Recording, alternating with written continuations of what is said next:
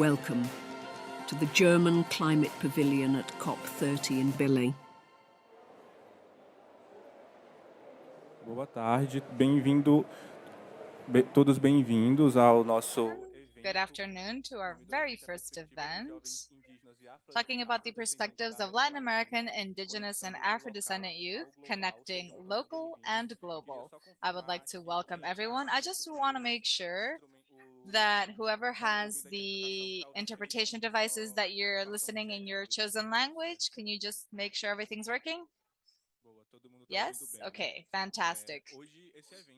All right, so this event is organized by Likes Scholars, and our idea is to bring a little bit about our perspectives, our experiences, both our local experience, but also how we reach these spaces that many times are spaces that are not necessarily offered.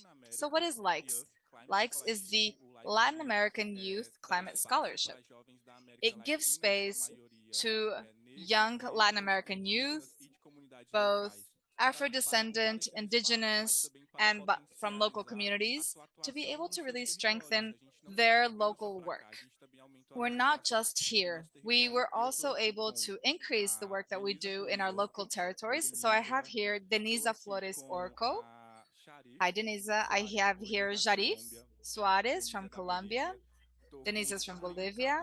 I have Starlin Cadete Liranzo from the Dominican Republic. Welcome, Starlin. And I also have Hazel Munoz from Costa Rica. So I would like to welcome all of you. To start off, we're going to have two separate sessions. The first session, we're going to answer a specific question, and all of our panelists are going to answer the same question. And then we're going to keep going with everyone's speeches. I'd like to start with Denisa. Denisa, it's the first time that you participate in this space. And I wanted you to tell me a little bit about your struggles, your experiences, both in your local community to be able to get here, and how you have faced and overcome these barriers to access and to stay in this space, to act locally, but also to resist and to be able to reach this space. This is your space. You have the floor. Speaking indigenous language. Hi everyone, my name is Denisa. I am from Bolivia. Answering your question, this is the first time I'm participating at a COP. Being here, representing my community, means that I'm giving voice to youth that is not here. In this event, I would like to share with you the problems that we have in our community and my country. I am referring to mining pollution, scarcity of water, environmental rights violation as well. Some years ago, in my community, we have found contamination, pollution, and the mining companies are working illegally. We don't know what to do, and the only thing that we can do are alternatives, trying to look for alternatives to survive and to thrive. We have different problems, different needs, and we are trying to look for options so that we can thrive. For instance, in my case, I am working with urban agriculture, and we are addressing the most affected areas in my community, the outskirts. We are working with young people because it is important for them to understand how relevant it is to preserve our territories and to have a connection with our land, with our traditions, and with our culture. We are also working on providing visibility to our culture. We use art to create different characters, and those characters are oriented to our community. We use this character to explain in a very simple way what problems we have and how can we report all those problems. Sometimes we are scared, we don't think we could talk because We don't know what other people will think.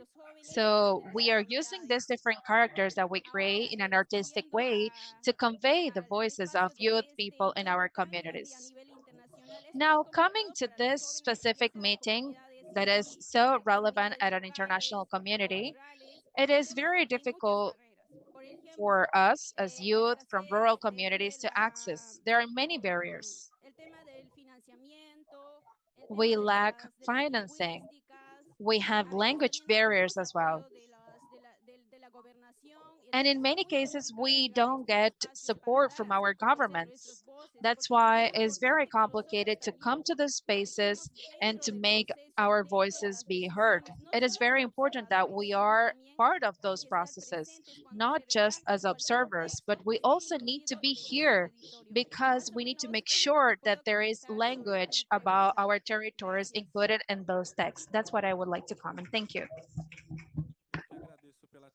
No, thank you, Thank Denisa, for your you for your speech. participation, I think Denisa. that something that we have to really make sure that we highlight And I is the fact think that we have that to be here and we have to have a voice. Thank you so much for your people need to answer. hear Now I'm your going to give voice. the So floor thank you to very much for Shadi. the answer. And to answer the same question, thinking about your local struggles, So your now we interventions, want to and your experience in Colombia, and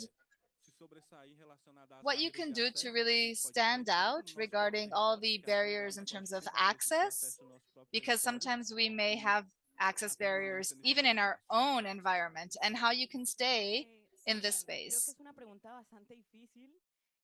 Si lo vemos desde que son muchos aspectos en sí que tratamos de aterrizar, pero son muchos aspectos. Creo que ser mujer latinoamericana o ser joven latinoamericana ya es de por sí una barrera estructural para acceder a estos accesos. Y más barrier to have access to these spaces, especially when you are Black, Afro-descendant, when you come from the farms, or when you're indigenous. So being here goes way beyond just attending the event. It's an act of resistance. When we come to these spaces, we don't come alone. We come here with our communities. And I think that we even come with our ancestors carrying issues that are not usually heard, with local work that needs visibility. But oftentimes we lack the spaces to participate in the negotiations. I come from a rural area where it would be unimaginable being able to have an impact in these kinds of spaces because we are very poor. For me, being here is a privilege. So I wouldn't like for this privilege to just be individual. I would like to be able to share with other people, with other young people, so that they can have access to these spaces, breaking the barriers of racism and discrimination, and breaking with intersection, cross-sectionality, or the issues that derive from cross-sectionality related to gender, and the fact that we are infantilized. Latin American people are infantilized in here. Sometimes they underestimate our understanding of the technical language. So it's too many things. We don't understand the language, we lack the resources to come and then stay here. This is our first COP and it may be the last for many of us. So I think that these structures can be solved with initiatives like likes.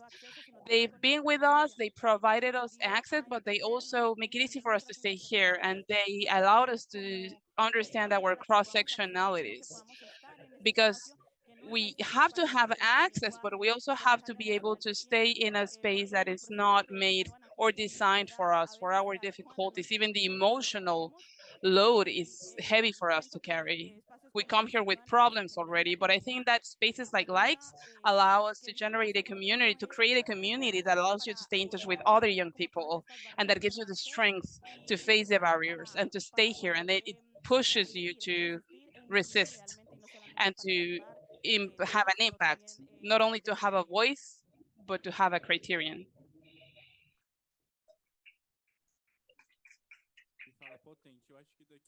That was a very potent speech. And I think from here, as Latin American youth, we can understand this question that a lot of times we're not taken seriously, and we go through this infantilization process. Actually, sometimes the technical jargon that they bring here, that people from the global north bring, and what they speak is considered in higher regard than what we speak. And another very important thing is that a lot of young people are here for the first time, as Jadif said, and a lot of young people can be here for the last time because of these barriers of access. And it's very important to consider this and consider the importance of this for Latin American youth, Afro-descendant youth, indigenous peoples, and from local community. Moving on to Starling with the same question, I would like to ask you to talk a little bit about your local struggles in your own territory. He's from the Dominican Republic, an insular state, and I do know that he has a lot of stuff to tell us about. So I'll give you the word, Starling.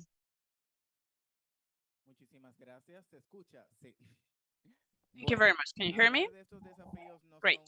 So talking about these challenges is nothing new. It's something that the youth in my country lives every day. I come from the Dominican Republic, which is an island in the Caribbean. And we are facing climate change every day. We live with it. When I came here, I left 3 weeks of rain in my country. It affects mostly the youth. The youth has been the victim one way or the other of climate change, but we are also leading the solutions, and yet we are not taking into account. Having access to local decision-making spaces is an entire process. Having access to global decision-making spaces is just a wish. Many people don't reach those spaces. First of all, we have structural barriers. Barriers that come from the fact that we are focused on adults. Youth is just a pretty face. We don't want spaces for dialogue. We want spaces that provide links. We are in the territory already. We are carrying out actions and work every day. We do it every day in our communities so that our work continues to be acknowledged, but also to find the change that we want. We all have issues that are not foreign to the rest of the world. We have language issues to access global spaces, but we also have local barriers. So the youth has to co-design and co-implement the processes we're dealing with. We are not decorations. We are not just a way to have a representation. We have a voice. We are not just a quota in the international space. So when we refer to the local aspect, going from local to global, we have to say that we still have barriers in our country impeding our participation. And then when we go to the global, we have even more barriers that reflect the fact that these spaces are not created for us. And yet we have people like us who come from different regions, Afro-descendants, indigenous, local communities. We don't necessarily speak English. And here we negotiate in English. And we have young people that speak a lot of languages that come from very different contexts. Thanks to lights, we can cover that language issue, but we should be able to have more spaces that include us, that include Spanish, even because if what's not being said is not happening. If we don't take into account the linguistic barriers, it's because we don't care about them. And the same thing goes for the decision-making spaces that need to include the youth. We need to be there because they are making decisions for us, and there's no young representation in these spaces. So we are just observing, following up on the processes. Sometimes we can be here as delegates, but decisions are being made without us, and we need to be sitting at the table. So it's a whole challenge that we face on the local, and then we have to face at the global. And yet our fight is just starting. Thank you very much.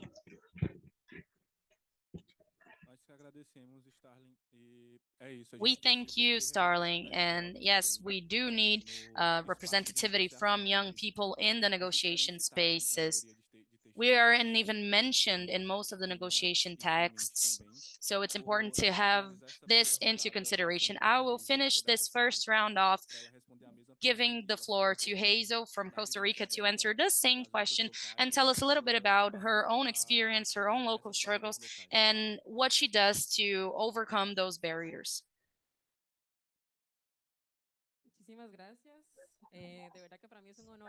Thank you very much. It is an honor for me to be here. As the question explains, this is the first time that we are here in this space, and this is probably what brings us together. And Costa Rica is a very small country. I am from a very small community in a very small country, so this is quite intimidating. I believe that my community, as well as many other communities in the global south and in Latin America, have the same fights, the same struggles. We are struggling to adapt to such a strong global crisis that we didn't create, we didn't provoke. This is generating challenges in terms of quality of life, and this is the most important. People in our communities and in our territories are suffering, and in many cases, we are talking about communities that are struggling to have their basic needs covered. And all of that means human beings suffering. So this should be the starting point.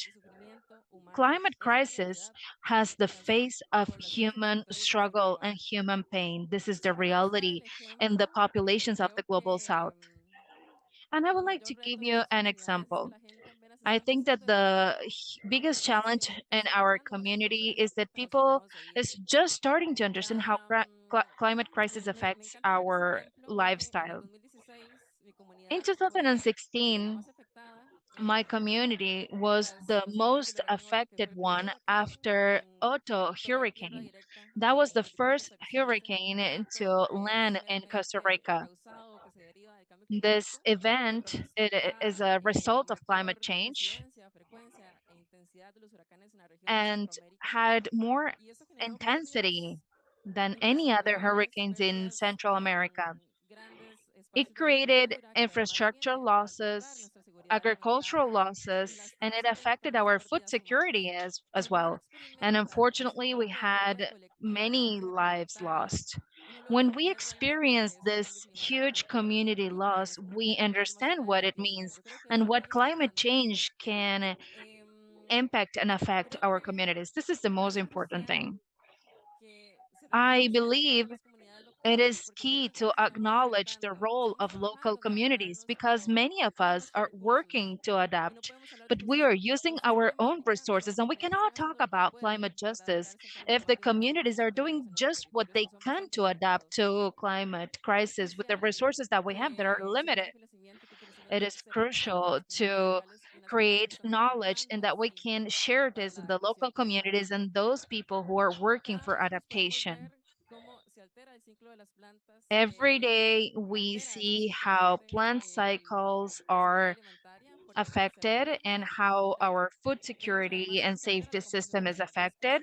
And we are also seeing how our woods and forests are being affected. This is very important in Costa Rica because it is also part of our local economies and our touristic sector economy. We are aware that we need support now. We don't want this to be clear with another hurricane. We don't want to lose our people again. And we don't want to go back on the work that we were already doing. For many years, almost 10 years now, my community has been working on nature based solutions. And I think that is the reality of many communities in the global south. The need to adapt led us to start taking actions that receive a name in this kind of spaces. Our communities have been working on adaptation for many, many years, but they haven't been doing this alone. And when we come here to this kind of conferences, we are just showing what climate injustice has been creating. And we come here, we reach here at this conference, and we have many barriers. It is very difficult to be here. And on top of that, having an active voice and being able to make some incidents and advocacy, it is even more complex. And I do think that we need to pay attention to this problem. We really need to have an active voice. We must be heard, and we need to speak on behalf of our communities. Finalizando essa primeira rodada, a gente All consegue right, so to close off this first round, we realize that there are young people from different countries, different cultures, but many times they have very similar barriers and very similar needs. na nossa trajetória, desde a infância até a And in this trajectory, from the advocacy work until reaching barriers, be able to be here. I'm from Brazil, from the Cearense Caatinga, but everything that was said here also is cross-cutting to all of my experiences. So to go to the second round, I'm going to again ask Hazel to answer, who was the last person we heard from. Hazel, thinking about the fact that we're here, we're occupying this space, even if it's a small part of it.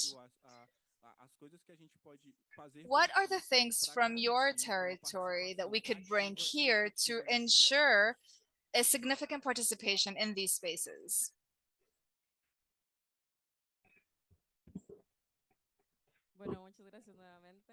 Thank you again. I would like to start by saying that we have to acknowledge that what local communities and Afro-descendant communities and indigenous communities are asking for is not a privilege. I think the work of adaptation is not heroic. Having adaptation is a right. Being here and asking for the recognition of the fight of the local communities and also asking for the support that is needed, which is finance, technology, and capacity building, shouldn't be a privilege. It's a right. For us, being here implies that we need the capacity building in our communities, because the first challenge is that the communities and the people who is behind the accreditation don't even know about the technical process that getting here requires. People don't even know what it takes to be here apart from funding. And that is translated into training, clear guidance, and of course, translation. We are in one of the very few events that are carried out in Spanish, because Latin America speaks Spanish, among other languages derived from Latin, of course. But I think that the main thing is that we have to guarantee a real inclusion, because we are in a global space. And when you have a specific language, you have settled dynamics that are linked to the systems of the to specific countries. Everything happens according to the systems of the developed countries in here. So we have to work in a real inclusion and acknowledge that we have other needs. If this space is global, it needs to acknowledge the diversity. So I think that's the only way that we can actually listen to people and contribute, unless we are going to be discriminated. That's it. Thank you. Thank you so much, Hazel. Starlin, what about you? What are the demands that your territory can bring to really have a significant participation in these spaces?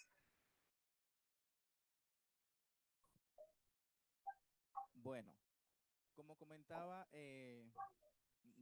mis distintas compañeras, tanto Hazel, Cherif As y my bueno, colleagues were mentioning before, Hazel, participar acá Cherif, and Denisa, es un proceso. being here is a En mi whole caso, process in itself. acá la delegación dominicana es In my muy joven, case, pero conocer estos I espacios am es from algo Dominican que Republic, no se da. and the Dominican O sea, Republic no delegation is solo composed of como young eventos, sino people, participación but getting to know the que, spaces is que se something habla that de doesn't ella really y happen. estar Participating here is not an o sea, activity that is usually being como promoted. comentaba Hazel, And being here is estamos viviendo una necessary. crisis As climática que Hazel no la was mentioning provocamos y que before, estamos sufriendo we are nosotros los going through a efectos climate crisis that we didn't eh, provoke, and y we como ya are hemos hablado facing en the referencia effects de of las it. distintas tantas barreras lingüísticas, We representación, have already eh, spoken about en language el caso mío de mi barriers comunidad, and de mi pueblo, yo language haría de mi país, issues and other representing problems, and we are facing all the effects of climate change. One of the demands that we would like to bring from the youth have to do with the loss and damage fund. We lost millions and millions because of the effects of disasters such as hurricanes.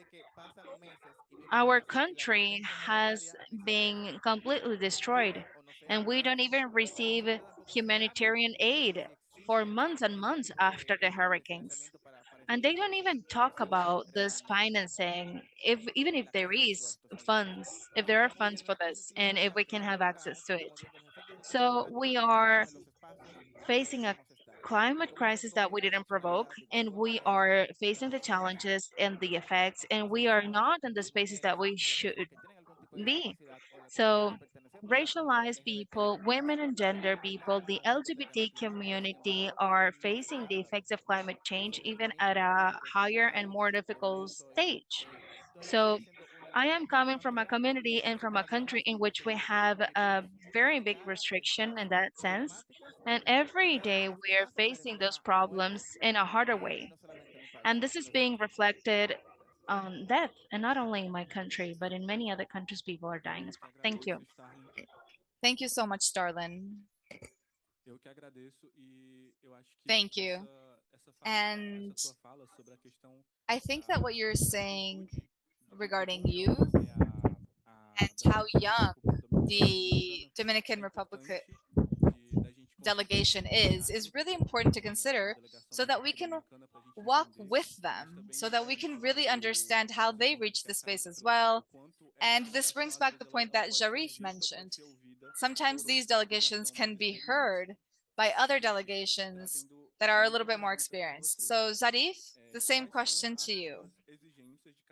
What are your demands, the demands from your territory to actually have a significant, meaningful participation in these spaces? And I also wanted to hear from you to fill out this question, what your experience is here in this space at COP30.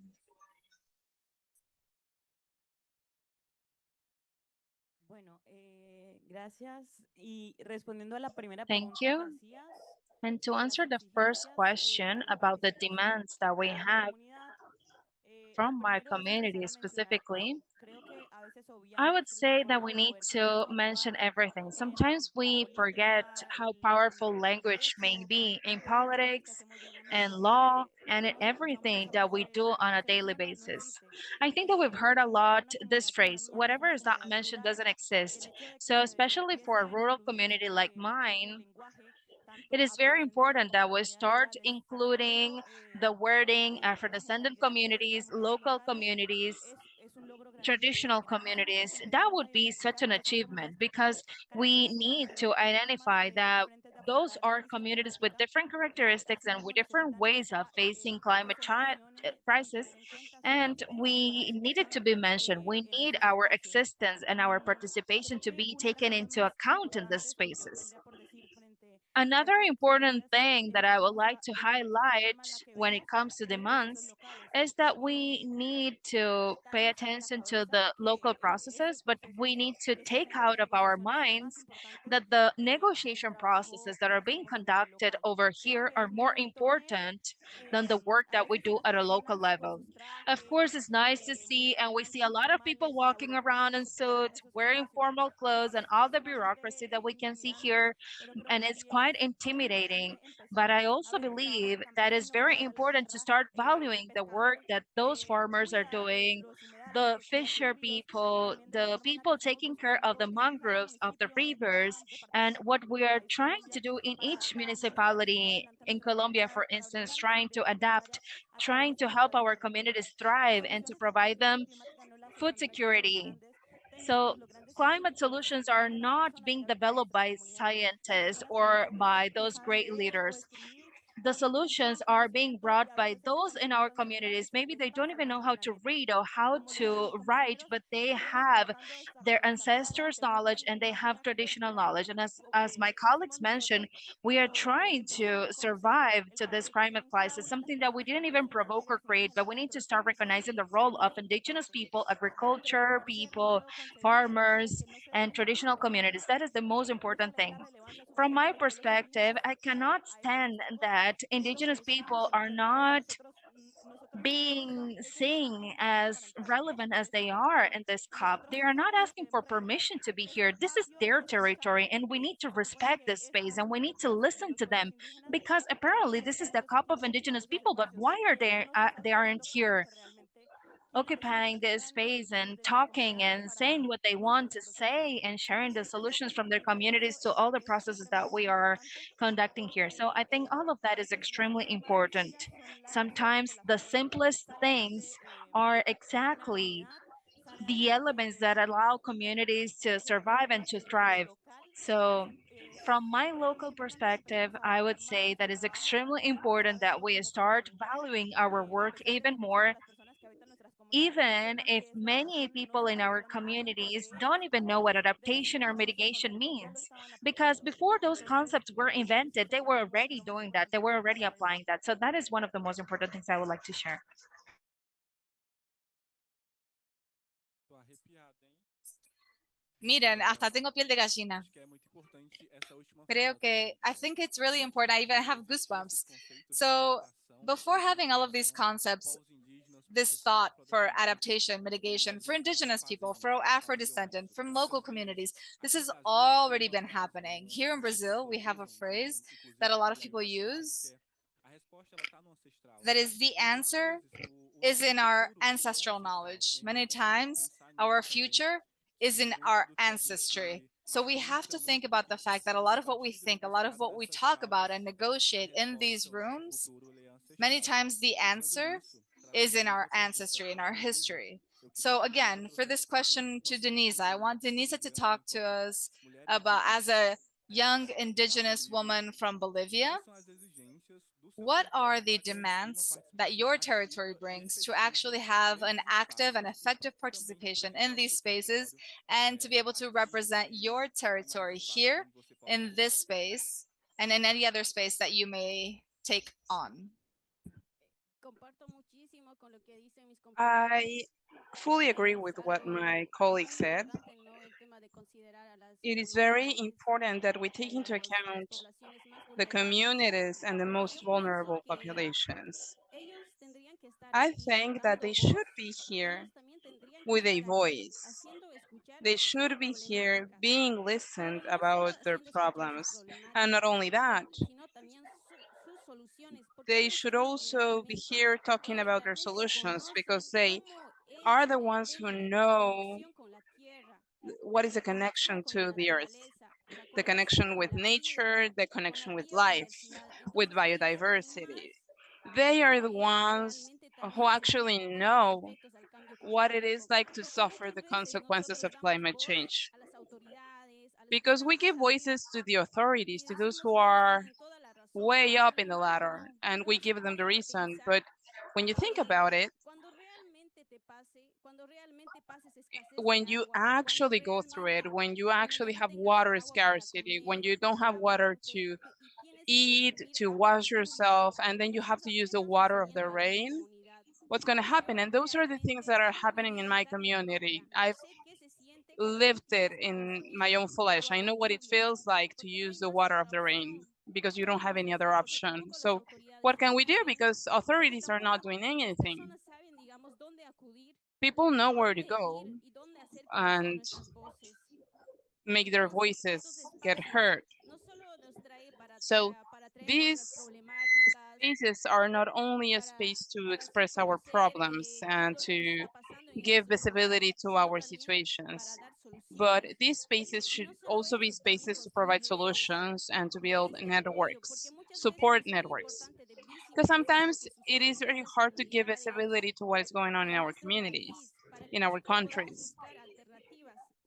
It's hard for us to find solutions and alternatives. So maybe by doing so, we can have a greater impact and we can make negotiators know what we are going through so that they feel it, so that they realize what we want to change and what we need for our future. So I think that these spaces should provide a lot of things. First, building networks. Second, being spaces for our problems to be heard. Third, providing solutions. That's basically what I have to say.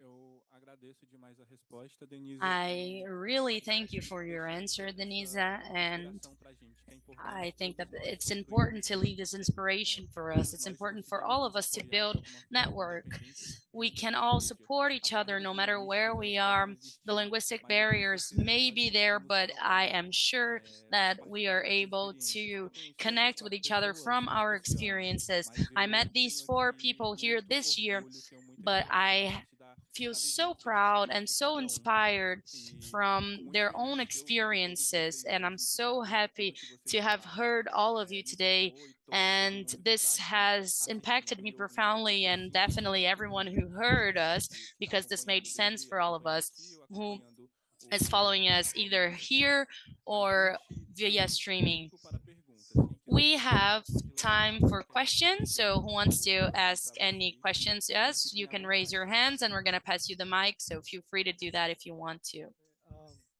Buenas tardes. Mi nombre es Gustavo. Muchas gracias. Mi nombre es Gustavo. My name is Gustavo. I would like to thank all the speakers. It was quite inspiring. My question goes like this. You have mentioned about nature-based solutions. You have mentioned nature-based solutions, and with my colleagues, we work to restore lakes in Bolivia using indigenous knowledge. But usually we have finance barriers because we are young people and usually they don't trust us. There is not a lot of credibility. And we would like to ask, what have you done? What are your expectations? What do you think could be improved? And what has been your experience with that?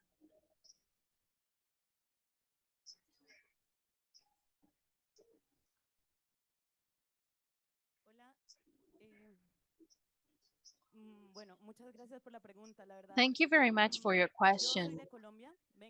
I'm from Colombia, from the south of Colombia, from the department of Cesar in the Colombia Caribbean. And it's an area that is very difficult to access.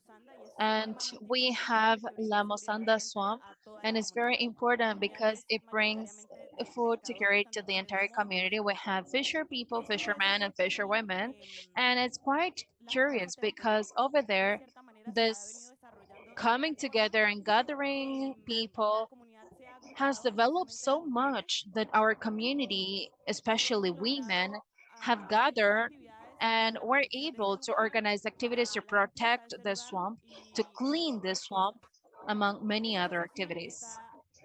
This association started and was created by elder women.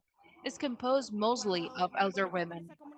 When I started working with this community and when I joined them, specifically that association because I was born over there, it was quite weird. It was weird because many of them were elders, as I mentioned, and they already had their structure, they already had a plan. So for them, having someone that was 24, 25 years old and went over there to bring new ideas on the table was kind of difficult for them. But it has been a wonderful experience because it allowed us to work together and to receive and welcome more young women. And we're working in such a way that we're all contributing from our own knowledge. And it's quite difficult, but articulating our strength, we can actually achieve great things. Right now, we are going to plant around 1,000 native species around this Musanda swamp. We are supporting each other. We also place a request before the government, the municipality to have recognition. And we were able to have a women community that takes care of each other and it doesn't matter what age we are. So thinking who we are is not really relevant. We need to try and find connections because we are all fighting for the same goal. I know it's difficult, but we really need to persevere because it could really have a positive impact. And this is clearly seen in my community because our swamp is cleaner now and we're all addressing topics that we weren't discussing before, like the Paris Agreement, for instance. So it's very nice because we also have children engaged in this kind of activities. And having this intergenerational dialogue was very supportive. That's it.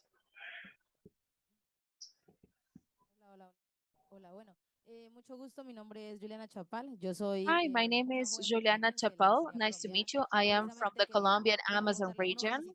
And I would like to congratulate you all. I think that you are excellent leaderships and excellent representatives from each one of your countries.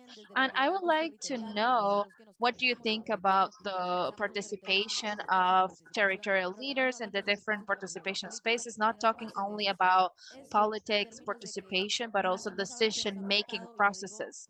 And unfortunately, this is lacking sometimes. I am from the Putumayo department, and we have many problems with mining, pollution, and exploitation in different rivers in our country. But the youth start taking many spaces in this decision-making processes. But unfortunately, the social and territorial leaderships are not in these spaces. I would like to know if you understand this as something feasible, something that can be done.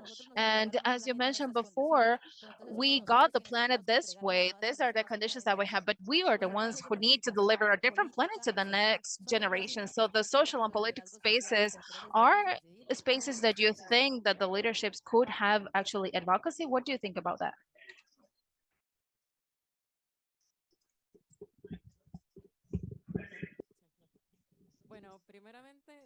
Well, first of all, whether it is feasible, I think it is. I mean, it has to be.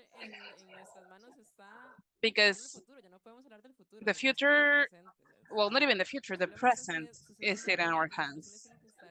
The issues are here and now, so solutions should be here and now. I think the key is learning from the process. If you know how the process works, how the system in each country works, then you can have a real impact. You have to articulate the community, but you also have to build a network of young leaders that can support each other, that will work together, that work towards the same objective. That's the key to have a real and powerful impact. And I think that's it. Working from the articulation of our territories with clear objectives and starting to know the system, because sometimes you do have options, it's just that you don't know them.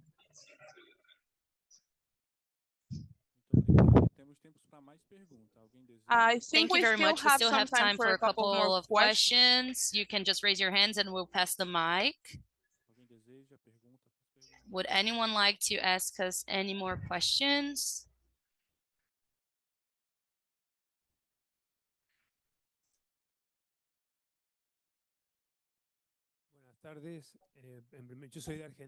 Good afternoon. I'm from Argentina. First of all, I want to congratulate you for bringing us such a great panel and for sharing your experiences. My question is, what was the response you saw back home? Because I think that there are many claims on the internal support that you get from your countries. And before reaching the COP, we have to bring claims inside our countries also to get the right of being self-determined. So I want to know, what was the response from your countries when you started bringing these claims to them? Did they give you the opportunity to grow, to get organized, to be here with an institutional presence? I'm asking because it happens in my country. Unfortunately, the national government left the people inside the country in the fields alone. We were left orphans, and then we reached the COP without the necessary knowledge. But I think that the countries we come from are mostly responsible, and I think this is very visible in my case, but I want to know what's your experience in that sense.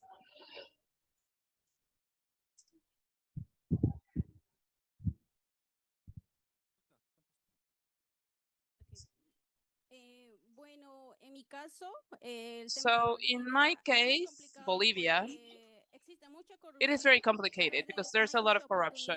So we don't have a lot of opportunities to participate in these big spaces. If you actually want to participate and bring forward your problems and the needs and the solutions, you have to look for alternatives on your own. Oftentimes, dealing with the authorities, whether they are local or not, comes with corruption. And also, they don't give a voice to the youth. They mostly work with adults. But I think that it is very important for young people to be able to participate. It's not that we know everything. It is okay for adults to be there because they have more experience. But I think that young people are also here to learn and to provide our knowledge. Everything we've shared in here so that other young people can get inspired and look for alternatives. They don't have to wait for the authorities because it's very complex. And I'm speaking on behalf of my country. There's a lot of corruption. If you want to come to these spaces, you have to do a lot of work, submit letters, do a lot of paperwork, and that is exhausting. And that in the end means that you won't be able to participate. That's it. Thank you. I want to say something about this. Locally, we have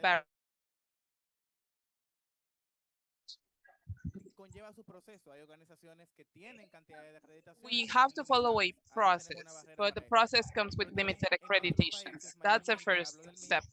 And then in countries like mine, the people who come here are people from the government and they are here to work.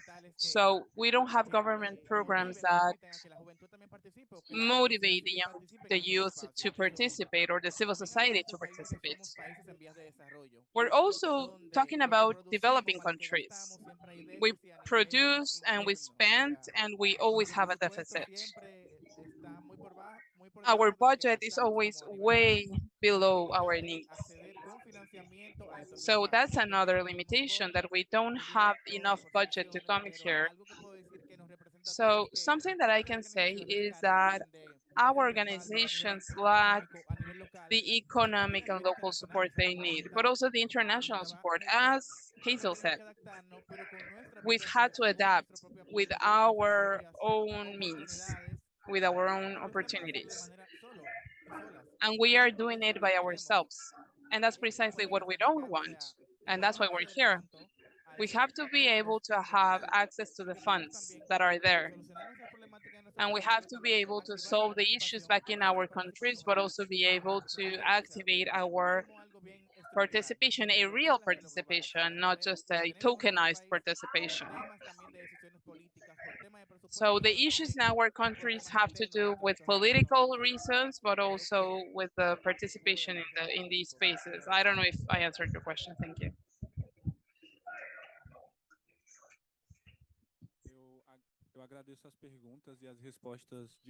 Thank you very much for your questions and your answers. Just to close the space, it's very important that for us as young people that we establish a network, because it's through this network that we can verify, for example, financial opportunities.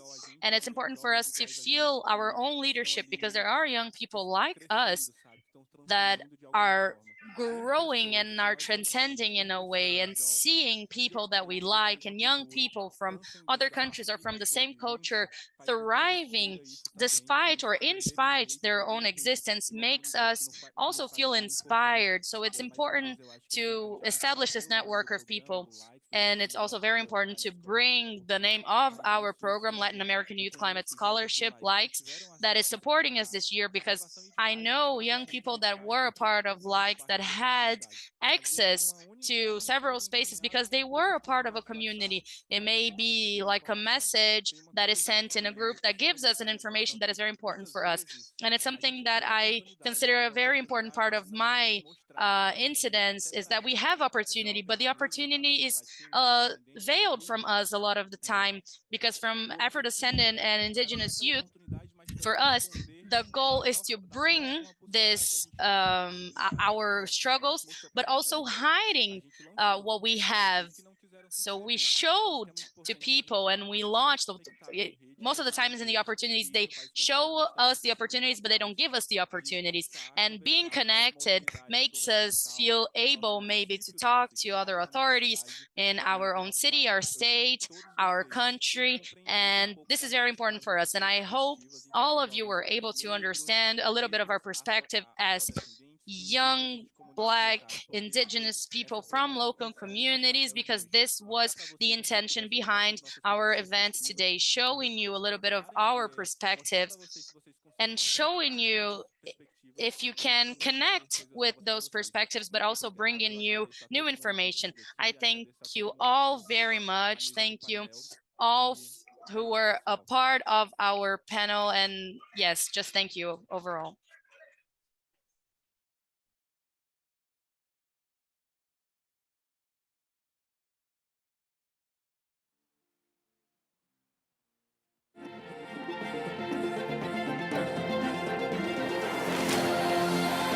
Global Muchirão, realizing just transitions.